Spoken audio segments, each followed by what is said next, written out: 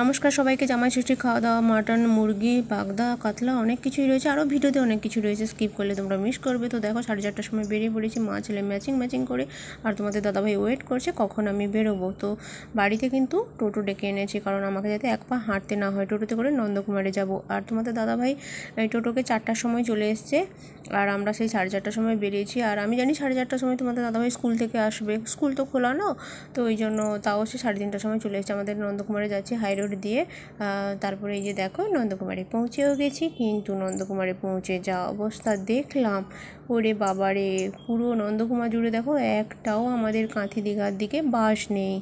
আর যতগুলো বাস পরে আসছিলো কি ভিড়। তারপরে আমরা উঠে অনেকক্ষণ একটু দাঁড়িয়ে বাসের মধ্যে চণ্ডীপুর বাজকুলের দিকে সিট পেয়েছি, পাশাপাশি 3জন। প্রথমে আমি একা বসছিলাম, তারপরে 2জন করে সিট পেয়েছি। আমার কোলে ছেলেকে নিয়ে বসছিলাম। যাই হোক, মারিজাতে নেমে গেছি। ওই যে জামাই এখন শ্বশুর বাড়ি যাবে, যেটুকু কেনাকাটা করতে হয়। আর কাঁথি দিয়ে ঘুরে গেলে আমাদের একটু দেরিও হয় আর সময়ও লাগে। আর যে টোটোটা আসে আনতে আমাদের, তার আসতে 40 মিনিট লেট হয়েছে। আমরা সেখানে মারিজাতে বসেছিলাম। ছেলে ওই যে মাজা খাচ্ছে, আর দাদার মেয়েও রয়েছে, তার জন্য টুকটাক নিয়েছি। আর এই তো একটু আমুল কুল নিয়েছি। আর তোমাদের দাদাভাই ঠান্ডাতে একটা খেলো ওগুলো, তারপরে বাকিগুলো আর বাবার বাড়িতে নিয়ে যাব। তো চলো, 40 মিনিট ওয়েট করার পরে 7:10-এর দিকে বাবার বাড়িতে পৌঁছেছি। কারণ যে টোটোটার নাম্বারটাও আমার কাছে ছিল, ফোন নাম্বার, আমি না তাকে সকালে ফোন করতে মনে নেই, বিকেল 3টের সময় ফোন করেছি। তো সে বলছে তার একটা ভাড়া ছিল, তারপরে সে একটু দেরি করে গেছে। ওই হচ্ছে ব্যাপার। তো একটু ফ্রেশ হয়ে একটু শাড়ি টাড়িগুলো চেঞ্জ করে নিই, তারপরে টুকটাক কি আবার বাবার বাড়িতে নিয়ে এসেছি। এখন জামাই ওই যে আম, লিচু আর সেই যে রাজভোগগুলো হয়, রসগোল্লা, আর ছেলে তো একটা মাজা খেয়ে নিয়েছে, আর আমার দাদার মেয়ের জন্য মাজা, লেজ আর সেই আমুল কুলগুলো নিয়ে এসেছি। তো টুকটাক করে একটু শেয়ার করে দিলাম, কারণ আমি ব্লগ ভিডিও বানাচ্ছি, তোমরা অন্য কিছু ভেবে থাকলে তোমাদের কাছে তোমাদের ব্যাপার। তো যাই হোক, ওই যে দেখো মা দিয়েছে, পাটিসাপটা করেছিল, আর কাঁঠাল, লিচু, আম শশা করে খেতে দিয়েছে। এখানেই বিছানাতে বসে খেতে দিয়েছে। তাও আমি কিন্তু আমার বাড়িতে বিছানাতে বসে কখনো খাই না। আর তারপরে একটু আমিও খেয়েছিলাম। আর তারপরে আমার ছেলেকেও ড্রেস চেঞ্জ করে দিয়েছি, গরমে আর জামা পরাইনি। এখন তো সন্ধ্যে রাত হতে গেল। আর আমার দাদার মেয়ে ছেলে একটু ফোন দেখছিল। তারপরে আমার মা দেখো শাড়িগুলো বের করেছে, আমাকে একটা শাড়ি দেবে। আর আমার সামনে জন্মদিন রয়েছে, ওই জন্য আমার মায়ের দেওয়া শাড়ি পরবো। তো আমাকে শাড়িগুলো মায়ের কেনা ছিল, বলছে তুই পছন্দ করে নে। তো উপরের শাড়িটা বলছে মলমল, আর বাকিগুলো বাটিকের।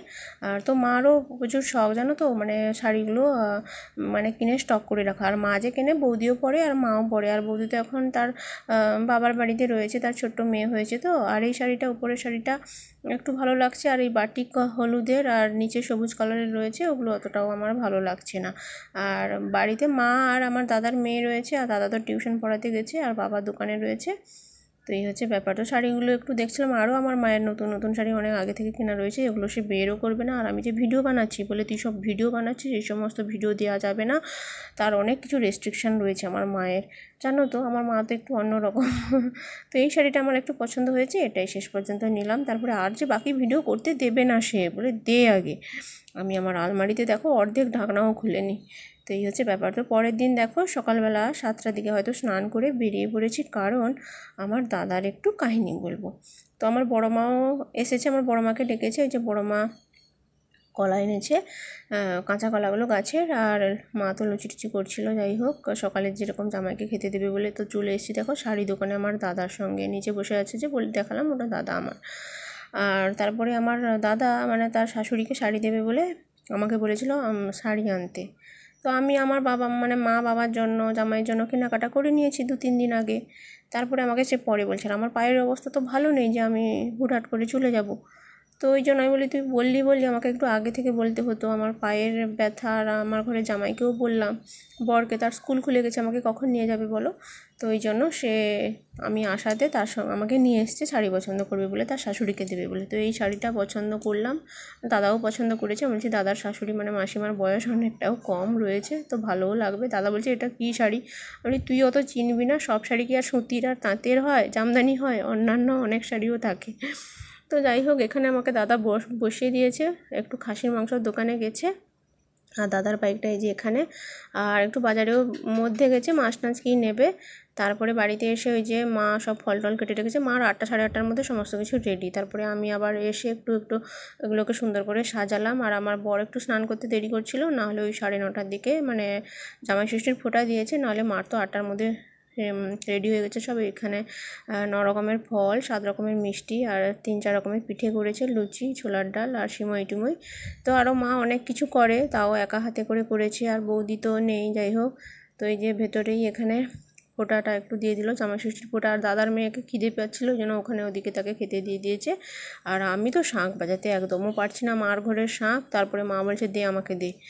তারপরে যাই হোক, এই যে জামাইবাবু একটু শাশুড়ি মাকে প্রণাম করলেন, তারপরে খেতে টেতে দিয়ে দিল, খাওয়া দাওয়া হয়ে যাক। তারপরে আমার বড় মাও এসছে, আর আর আমার মাসিও তক্ষুনি এই জামাইকে ফোঁটা দিল। তারপরে আমার মাসিও এসছে, মানে মা মাসিকে ডেকেছে, মা একা একা পারবে না। আর আমার তো পায়ের ব্যথা, আমি তো এমনিতেও বাবার বাড়ি এলে কোনো কাজকর্ম করি না, একটু আদরে আবদারে থাকি, তো এই হচ্ছে ব্যাপার। আর বড় মার মা মাসি দেখো কেমন সবজি টবজি কাটছে, আর মাসি একটু বাটনা টাটনা বেটে দিয়েছে, বড় মা সবজি কেটেছে। আর আমার দাদা দেখো কারোর ঘর থেকে কুল এনেছে, কালো জামগুলো, তো সেগুলোকে আমি খাওয়া দাওয়া করবো এখন পরে। আর আমার এই ফোনটা দেখাচ্ছি বলতে, আমার বড় মা মানে জেঠুর ঘরে নতুন ফোন কিনেছে, স্মার্টফোন।